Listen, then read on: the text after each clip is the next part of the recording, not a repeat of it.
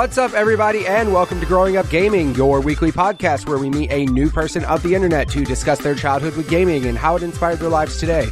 My name is Mitch Power. Again, thank you guys each and every week for listening. Hopefully you have subscribed on iTunes or Google Play or one of the many podcast services out there. If this is your first time listening, appreciate that as well. Don't forget to share it with some friends. Hopefully leave me a rating on iTunes. Let me know what you think about the show.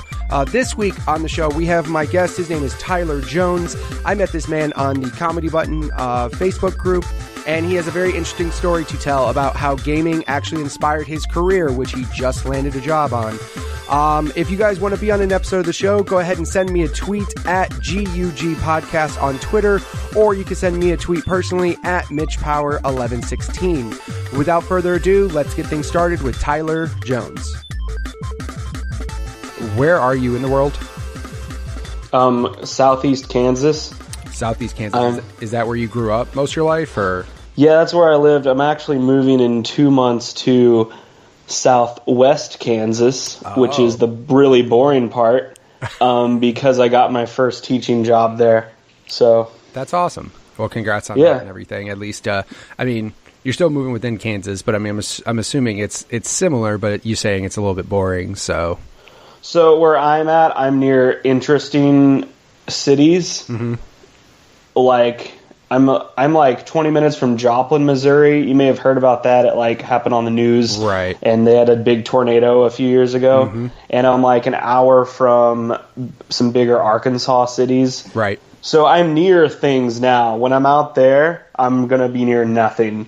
So fair enough. Yeah, I grew up, and it's just fields and cows. So right. I grew up in Rockford, Illinois, which was about an hour and a half from Chicago.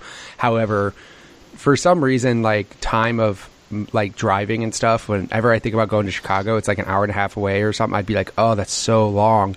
Now I live in Phoenix, Arizona, where the city I live in is like a suburb kind of super west of the city. So now in order for me to go anywhere awesome, I have to drive like 30 minutes. So now I'm just so conditioned to like, 30 minutes, no big deal. I'll just drive, not a problem at all. So see, that's how it is where I live now. It's 30 minutes to anything interesting. And when I'm out there, it's going to be about an hour to 2 hours to anything interesting. So that's fun. But right, yeah, at least I'll have a salary. Fun.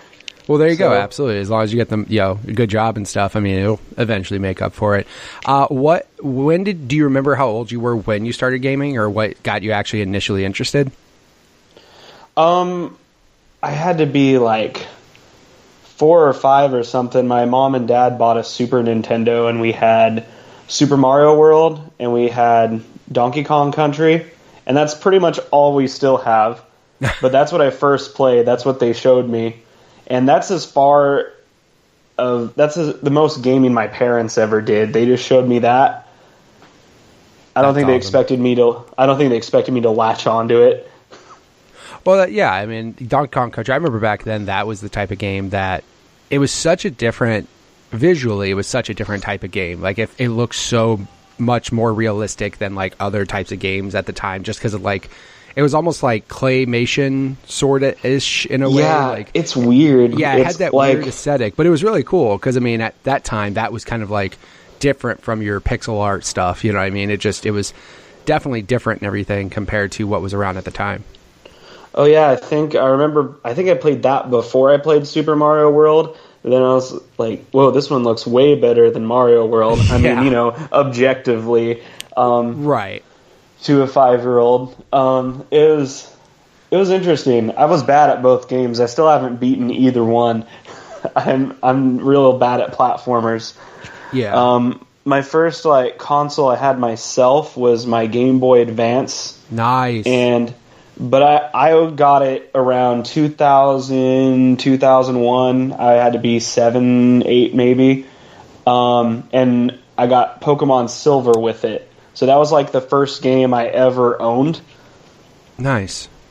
And for myself. Right. It's so funny too, because like it's so funny because a lot of the times that's a lot of people's intros into RPGs, if you know what I mean. Like technically Pokemon's an RPG, especially like turn-based RPGs, because there was different types of RPGs. Turn-based obviously was way more popular back then compared to other types of RPGs that were out there. But yeah, I mean, it's so funny because it was aimed at kids, but man, that game could get super intense and super in depth, and like you could play a game for hours and hours and hours. Did you ever have any buddies that had, like, was that kind of like an influence where you saw other people or friends playing Pokemon and wanted to get it, especially with the sharing, trading, all the battling, all that stuff?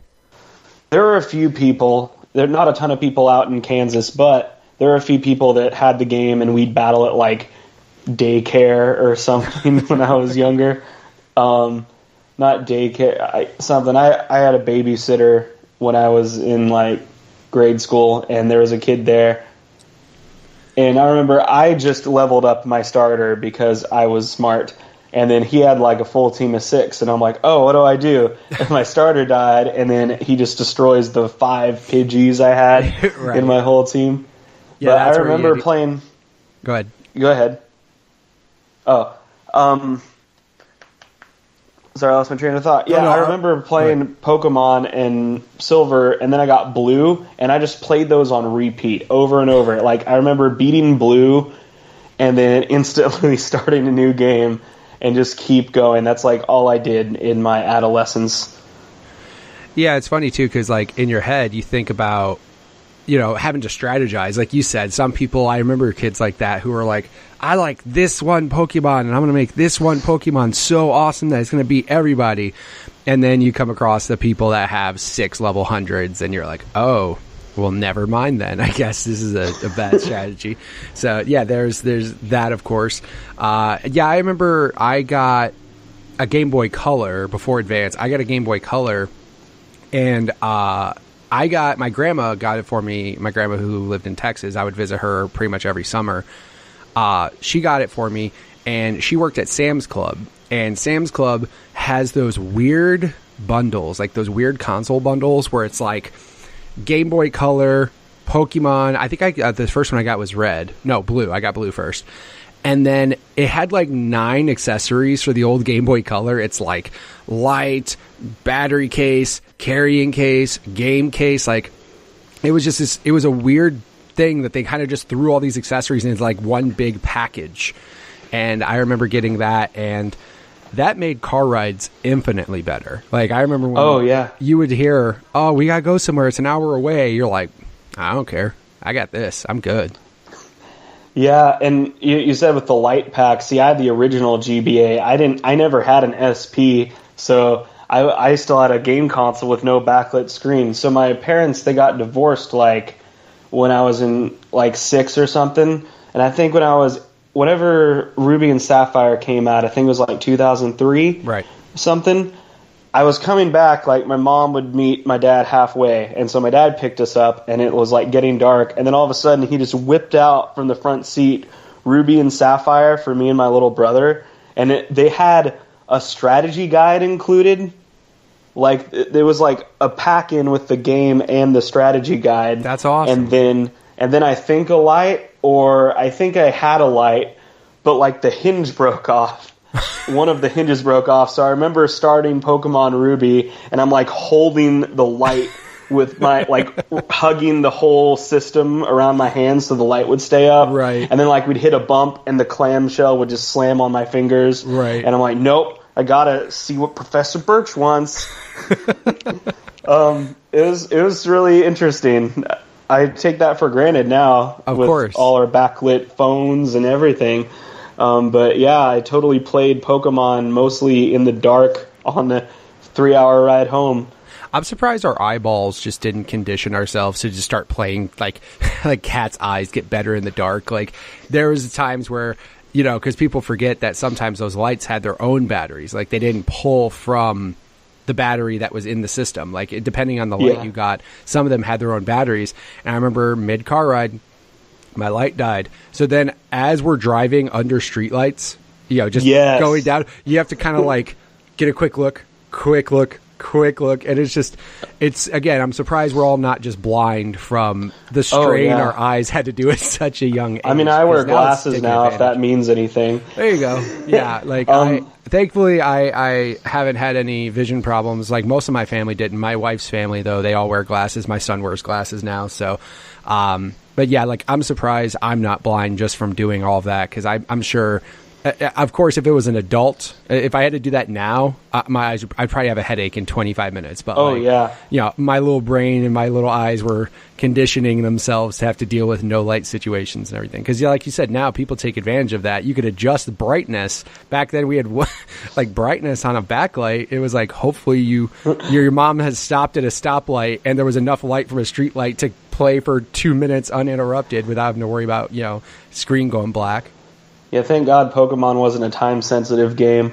Right. I remember then playing when I replayed the game with a backlight or through a Game Boy player or something. I was like, whoa, this game's really bright and colorful. Because even when you do have light, if you're sitting in your living room and playing it, there's still no backlight on the console, so everything just seemed washed out, right, and grayish. Yeah. And I was like, oh, this is a sunny beach. I thought it was a weird, dingy series of unfortunate events beach. You thought it took place in Apocalypse Now when really it was a nice beach. You're like, is this Mad Max or a road? Yeah, Ruby and Sapphire was basically Nightmare Before Christmas to me. Right, basically the color palette being all messed up. Yeah, that was, I remember when the SP came out, that was a revolution. Holy crap, there's a backlight. Holy crap, there's a rechargeable battery. Those were the two complaints that everyone had. And then Nintendo finally went, ta-da. And then the clamshell to protect the screen from getting just wrecked. Yes. That was probably... Who would have thought? Yeah. That was probably the greatest system, every complaint the system could ever have. I don't think any other system has gotten that much better. Obviously consoles come out now and they have improvements, oh, it's smaller, oh, it it runs quieter, it has this new feature, but I don't think people remember going from Game Boy Advance to SP being completely changing everything, backlight, rechargeable battery, clamshell, small enough to fit in your pocket, not that giant OG Game Boy. They fixed everything. It's the ultimate portable console. It is. It's really tiny, and all of the things you said is just convenient. It's wonderful. It really is the best. And I remember eventually I did the same thing where I got an original Game Boy Advance from one of my buddies, used that for a while. Then I started working at Game Crazy, got myself a Game Boy SP. That was also, too, when I started working there, right around the time DS came out, which, again, Nintendo being cool, the whole backward compatibility stuff, original DS, which, by the way, that original DS design was god-awful. Granted, it had the backlight and it had the rechargeable battery. I had it, and...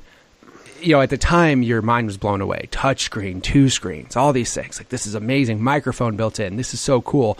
But then when that DS Lite came out, it was almost another revival of holy crap, they just made everything so... They made the screens brighter and bigger, and, that was a similar thing, how they did it there. But still, I don't think there will be a big enough jump going forward compared to, Game Boy Advance to SP, just how many things they fixed. It's insane. No, yeah, you're right. So did you kind of stick more with the portable side of stuff, or did you eventually upgrade consoles and things like that as well? Oh yeah, we had a PS1 for a bit, and then a PS2 was a big part of my late elementary, early middle school age, but for the most part it was portable. Pokemon is what got me into RPGs and stuff, and I was super into those. Right. And I remember we couldn't get a new console, so that's when I found Persona. Yeah. Persona 3 and 4 came out after the PS3 came out, so I played the crap out of those on the PS2. And then I think I just ended up playing a lot of Super Nintendo type RPGs on my DS, Chrono Trigger or Final Fantasy VI. I think I did ROMs around that time, actually. Yeah, that was more when that was becoming super popular, because, it was cool, too, because especially, if people never played the games from the previous, Nintendo, or even, before Nintendo, technically, but, most people were doing Nintendo, Genesis, Super, all that stuff, because computers were able to finally do it, but, yeah, I remember that being around that time, people were just... that was amazing. That was just holy crap. You could go back and play Mario and all that and everything. Yeah, those times are awesome too. And again, it's almost like a history lesson. Oh, let me see what this Mario game's about if they never played it, and then they go back and play it. And so, Yeah, and then same That's thing exactly what I did. Yeah, the intro with RPGs too, because Pokemon was I'm not as big into RPGs, I would say, today as I was previously, with my younger years and everything, but like, it's almost, because that's one of the reasons why I got Final Fantasy VII, because it felt like a more grown-up, it was edgy, obviously it wasn't Pokemon, it was more, it's edgier, cooler, and Cloud, and all this like crazy stuff that was happening. But that's what got me into that series. Like, I heard everything cool about it, bought that, and that was one of the bigger RPGs that I played besides Pokemon, because, when you look back, you don't realize that Pokemon, when you first get it, you don't think about Pokemon as an RPG, but then you start looking at, like, you're collecting stuff, leveling up, building character, like, you're doing all these things, and you're basically like, yeah, this is basically a good RPG. Granted, it's limited in comparison to other RPGs. Obviously, there's other RPGs that are far more complex, but it's cool that that's a game that kind of targets a younger crowd, but still is a pretty solid RPG at its core, regardless. And I remember there was a big turning point in my gaming life. So I had the DS Lite, and I think there wasn't much out for it, so I was just playing like Pokemon Emerald on it.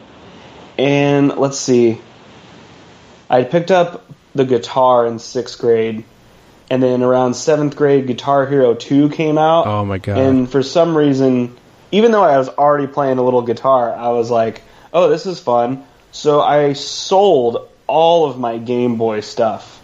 All of it. Like the DS Lite, the Game Boy Advance, all my Pokemon games. That was like Silver, Blue, Fire Red and Leaf Green, Emerald, Ruby, Sapphire, all those gone, plus other stuff too. I played like some Yu-Gi-Oh games and some other random things, and I got like $60 for it. And then I bought Guitar Hero 2 with it, and that's probably a dumb idea, but I ended up playing it a lot with my friends, and I got to like expert and whatever. And it showed me songs that I wouldn't have listened to otherwise. Right. Like, I would have probably just kept listening to Fall Out Boy, and I wouldn't have even known what a guitar solo was. Right, exactly, because, not too many of those in Fall Out Boy, right? So, yeah, like, it's, that's the big thing. Like, that's when, I mean, around, like, PS1, PS2 eras when music games started getting big. Obviously, in Japan, they were much bigger than they were in America at first, but I remember the music gaming took over a big part of me when I was playing gaming, especially Guitar Hero stuff. I remember the only thing I did rhythm game wise before that was DDR, which I did play for a while, and that's when I actually just rhythm gaming in general. That's when it just clicks in your head. Once you get good at something like that, for the most part, you can kind of translate it to other games. But yeah, like Guitar Hero, did you feel, because I never played guitar or anything, I just got stupid good at Guitar Hero. Did you actually feel that you playing guitar made it easier for you or anything like that when you were actually playing Guitar Hero? I think my hands understood the connection of left hand frets a note and the right hand strums. Right. That's pretty much it, though. Everything else is really foreign. I mean, on a guitar, you have 6 strings, and you have to differentiate where your pick hand is going. Right. On a Guitar Hero guitar, it is just a button that you strum back and forth. Right. So it was just more of a fun thing to do. And, it's like really arcadey. You could play and be like, yes, I got 100% on this, and you felt accomplished. And I'm glad it turned out the way it did, because I probably could have just kept playing that and ignored the real guitar, but I kind of ended up doing both and got better at that. And what happened later when they announced Rock Band was happening, it was like the first time I ever followed a game, like I ever got hype over a game. Nice. And at this time, I didn't have an Xbox 360 or a PS3. Like, we still didn't have anything yet. We were pretty poor. Like, I didn't get internet till, like, my sophomore year of high school. So that's weird. Oh. But, yeah, I just remember being at friends' houses and looking up stuff on Rock Band. And I was super hype about it. Like, I saved up tons of money, and then we got like an Xbox 360, and we got Rock Band, and then my friends tried to play it on an HD TV, and that went terribly because those things don't sync up at all. Yeah, they're so... That was the first time, too, like, when you started running into audio delay, like, and syncing up and stuff, because CRTs... What delay? It was perfect. It was awesome. There was like not like you never had to even mess with those types of settings, like ever. There was never that type of issue. Then when HD came around, you know, especially if you weren't aware, and then you first start playing, you're like, "What the hell's going on?" Like I'm doing what it's telling me to do, but it's saying I know it's so frustrating. And then even if you get it close, you always felt like it was wrong anyway. Just a bit, then, yeah. I hated it. We would always play on a CRT TV whenever we could. So I remember I had this living room set up of just this, like, I don't know, 25 to 30 inch CRT TV. And then we had the drums and the guitar and the singing. And when you have all four of those things going on such a small square thing, right, it's a little hectic. Just a bit. I mean, especially, too, when it's not widescreen, so the 3 tracks on the bottom are, like, shoved super close and super tight. And you can't tell if it's a hammer-on or a pull-off. Everything's like super scrunched and tiny. It was something. But what ended up happening is everyone else would play the other instruments, and then I'd be the only one with like the guts to sing.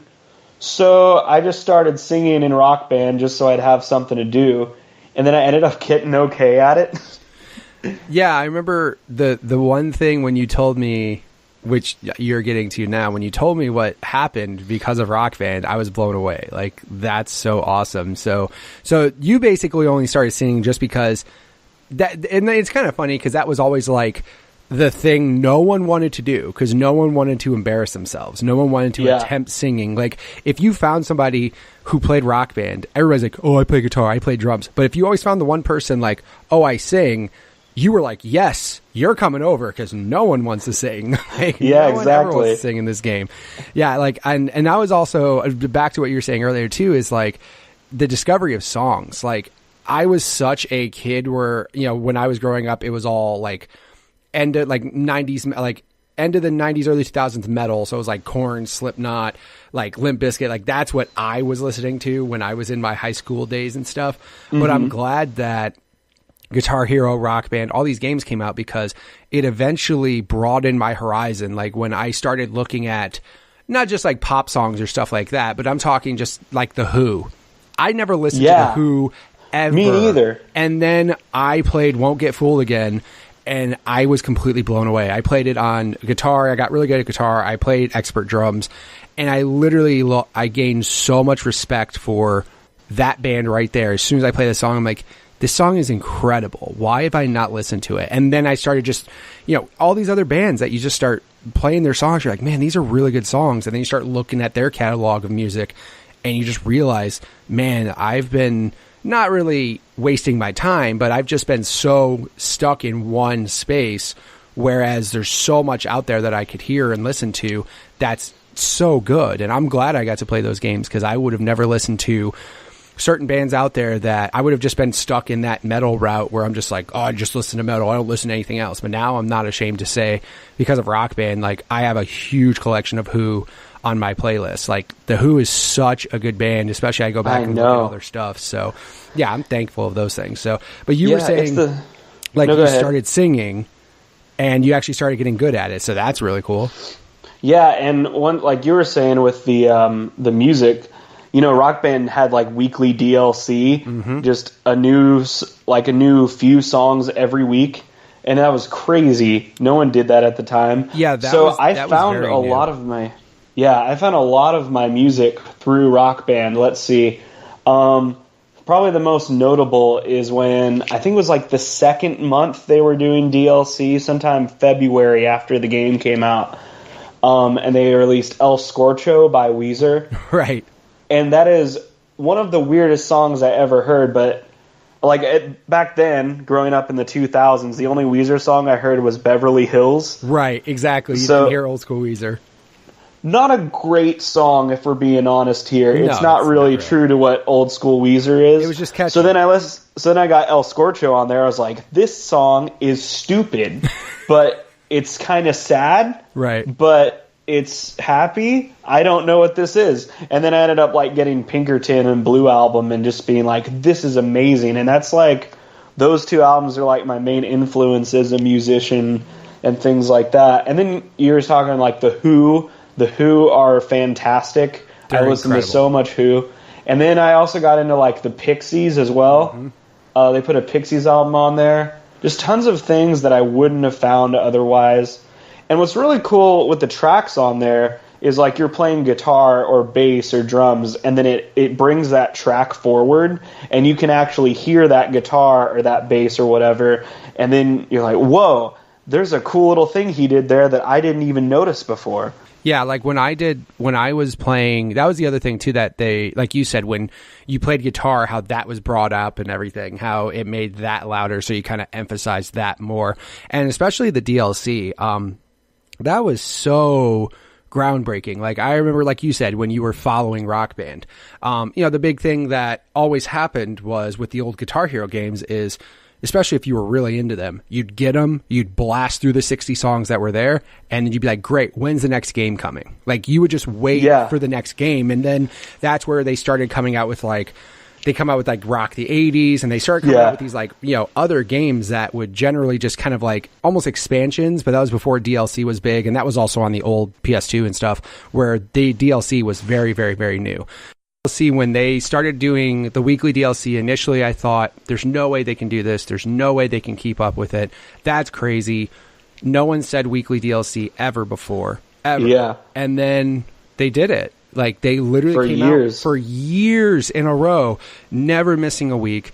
Always had new bands. And granted, like, not every week of DLC was stellar, right? It's not like, some weeks were like, oh man, who the hell wants to hear that? Or there'd be country songs, which it was weird because they started doing the country in there with rock stuff. So, I mean, it was, but again, I'm sure what's funny is I'm sure those country songs that they added brought in people that probably wouldn't have played Rock Band at all until they heard that country song and they're like, oh man, I want to play that. Like, they did a really good job of bringing in all genres of music. You could go from Avril Lavigne to Slipknot to Dixie Chicks all in one game. And I was just blown away by Rock Band and how they did that DLC, because that was so big at the time. Yeah, it was crazy. I mean, me and my friends could play forever because we'd have like 200 plus songs between us. I remember like I'd have some songs and my friends would have other songs, so I'd like bring my hard drive and switch out with his Xbox hard drive. Yeah. But yeah, we played it a lot. And then my Xbox got red ringed, and then I just played it at friends' houses. But like I said, I was usually the singer because that's what worked out. We'd take turns, but usually it'd be I'm singing or no one is singing and someone's sitting out while I play guitar because no one wants to sing, right? Right. It was always the weird one because it's like you hopefully, or you get somebody drunk enough to sing, because I remember that happened a couple times at parties where somebody gets just obliterated drunk and they're like, I could do this, and then you hear them drunk. I remember I recorded a video of one of my friends singing Disturbed because that was his favorite band, and that was the only thing. He's like, he wanted to choose the song, so we picked a Disturbed song, and he sang it drunk, and he didn't do a good job at all. However, it was a spectacle to see. Yeah, that's the best part. It's like karaoke, but everyone's like playing like you're a rock band, so you feel like you have some support in your karaoke. Correct. But yeah, so I guess what ended up happening is I sang there a bit, and then I started singing like while I played real guitar. I sang at church for a little bit, and that was a thing for a while. And then I think my junior year of high school, the choir teacher heard me singing and was like, hey, do this thing. I was like, oh, okay, sure. So then I started doing choir, and, I was getting close to, hey, you're going to graduate high school. What do you want to do with the rest of your entire life? And I'm like, music is cool, so I'll do choir then. And then I went to school for it, ended up loving it a lot more than I thought, and now I'm a teacher, so that's pretty sweet. I mean, that's amazing, dude. Like, that you started something as like, hey, I guess I'll do this because nobody else wanted to for a video game. and then ended up being your career. That's incredible. Like, you hear people all the time that'll say, playing games made me want to make games. So they'd go to school for game design and game production or 3D modeling or whatever they want to do. But dude, that's amazing. Like, that's super cool. I can't say anything cool like that. Like, I can just say, I got a job that paid a lot of money, so that's why I do it. You're like, I played a video game, found out something I loved, and it ended up being my career. That's awesome, dude. Yeah, thanks. It's an interesting story. It makes good water cooler conversation. Yeah. People are like, how did you get singing? Or like, I wasn't really a choir kid. I was just a kid that liked music, and I still am. I'm going to teach choir, and it's fun, but it's not like I just like jam out to choir songs all the time. Well, sure. But yeah, thanks to Rock Band and that stuff. I mean, and I have a rock band of my own, like with real people, with real instruments. Not that big stuff anymore, right? We ended up covering a lot of stuff that was in Rock Band just because I remembered all the words to them. That's awesome. Well, it'd be easy. It'd be like, I think we pretty much had half of Rock Band 1's soundtrack. We covered like, let's see, Say It Ain't So, Creep, God, I don't know what else. That's so fun, because especially a good amount of stuff. Yeah, Rock Band 1 soundtrack. I remember that was the one soundtrack that threw me off, because there were songs in there that I just, I wasn't seeing. What's funny is week 1 DLC was Metallica, so that was like an immediate buy. I was like, absolutely. Yes. But then again, my dumb metalhead, like, that's all I was confined to. So then I started seeing certain songs on that soundtrack, and I'm like, man, I don't know what this is. I don't know what this is. I don't want to play these. But I ended up getting it anyways because I was just in love with Guitar Hero and like the rhythm gaming stuff. But very glad I did, because definitely gave me a lot more options for, great music out there. So, and yeah, like, as far as you saying that, that's like, what's one thing that people don't know about you? Oh, I started playing Rock Band and now I'm a choir teacher because of it. Like, that's definitely a very cool it's thing. Odd, but it's cool. No, but it's still, I mean, have you ever hit up Harmonix and like said, hey, thank you for this? Because like, I'm sure they would probably do some weird thing where they would like vlog it. They'd be like, they'd film you, they'd interview you, like, oh, because of your I hadn't thought about it, but that's a good idea. Maybe I should talk to them about it. Yeah, send them a tweet and go, hey, Harmonix, because of your amazing game, I am now a choir teacher. Thank you so much. And I guarantee, at least you might get a mention. That'd be cool. Maybe they'll retweet you. At least you should just put your podcast in and tweet it at Harmonix, like when this one goes live. Do that. Absolutely. Yeah, I mean, thanks to them, I was like a super Harmonix fanboy too, because I remember Rock Band came out and then Neversoft made Guitar Hero 3. And I remember everyone being like, man, Guitar Hero 3 is better. It was like a mini console war. And I was like, right? How can you say that's better? Rock Band has all the instruments. And their only argument was like, but it's got squares. I don't like squares. It's got that was the squares. 8th grade argument for why they didn't play Rock Band. It was pretty funny. Yeah, I remember. Well, the only thing for me is that I still kept going with both for the longest time. Like Guitar Hero 3 to me, they just focused so much on the guitar aspect of it. Like, that's when Through the Fire and Flames was on there. That's when all these crazy guitar songs were on there. So I thought that was almost like the ultimate, like, oh, you think you're good at Guitar Hero 2? Try this. Like, try these crazy songs. So that's the only reason why I thought Guitar Hero 3 was still pretty good. When they basically went the Rock Band route, and you compared the two games when they had, all of them had drums and stuff, that's when it was clear. I was like, I'm sorry, but Rock Band is 1,000 times better. Like, they know what's up. They know music. They know what good songs are for not just guitar. They know good songs for everything. Because that was the only thing that sucked with Guitar Hero is it was Guitar Hero. So they would get songs with awesome solos and all this stuff. But also, does that mean that the drums are even good? Does that mean that this is even good? Like, they focus more on that, I felt at least. So yeah, I always thought Rock Band just focused more on good songs overall, which, again, sometimes some parts were boring, sometimes guitar was boring, but then you come across songs like Funk 49, which is incredible on everything. I don't care if you play it on drum. There's a drum solo. Like, there's hardly any Rock Band songs that have drum solos, but then that had a, like, awesome guitar, bass, drums, vocals. no part of that song sucks, period. Every part of that song is so good.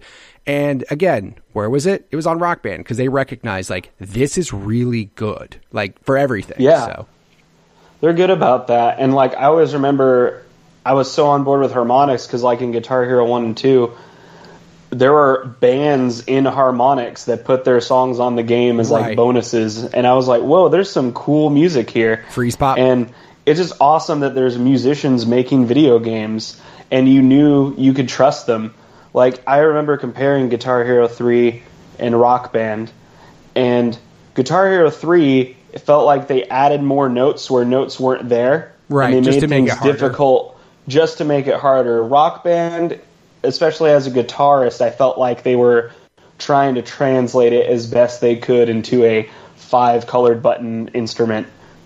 Right, So, and like you said, the part that harmonics, also before even Rock Band, they had amplitude, so they were like into rhythm gaming prior to all this. Whereas Activision went the Neversoft route, which they went, hey, instead of making Guitar Hero, you guys get to make not Guitar Hero, Tony Hawk instead of Tony Hawk. You guys get to do Guitar Hero. So it's kind of strange because they made them do that, but I'm sure they had people that were into music and stuff. Obviously they had musicians there trying to help, but also too, like I was saying earlier, that they just basically try to make it harder for all those hardcore Guitar Hero people. When they went to the band stuff, that's where I was like, it's all right. The only game I will say that Guitar Hero put out that I had to get regardless after the band stuff was Rock Band, or Guitar Hero Metallica. Sorry. Oh yeah, I totally Guitar Hero understand Metallica that. was insane. I was like, yes, that's all I want. Yes, please. So that was the one game that I felt they did, and they brought a bunch of people back, but then they went back to 5, and they had some weird songs. I'm just like, whatever. So as far as it goes today, so obviously you're moving because of your career and stuff, but how often do you game now? Like, what are you playing lately? Well, that's kind of been the sad part, because going through college, I just haven't had time to play games. So, and I haven't been able to afford them. I still don't have a PS4 right now. Hopefully I can get one this fall with my salary money. That's like one of the main things I'm looking forward to, is just, oh my gosh, I've missed out on like 4 years of games. Right. Well, because I don't have money. Everything. Yeah, you have. That's the thing. When you're a kid, you barely have the games, but then when you become an adult, you have the money to buy the games, just not the time. So there's always that catch and everything. So basically, as far as it goes, so now you're not doing as much gaming and everything, but hopefully the job will help out with that quite a bit. But again, then you'll have a job. I did play games though. I had a 3DS is the most current console I have. So I did a lot of 3DS gaming, especially since I commuted to my college. It's about half an hour away from my home. And since I was a music major, it'd be like, oh, I got done at 3. Oh, but you have a concert at 7:30. I'm not driving home. That costs money. Right. So I'd sit there and I'd play my 3DS or something on my laptop. So I played a lot of indie games and a lot of 3DS games. Well, that so works. Yeah. So lately,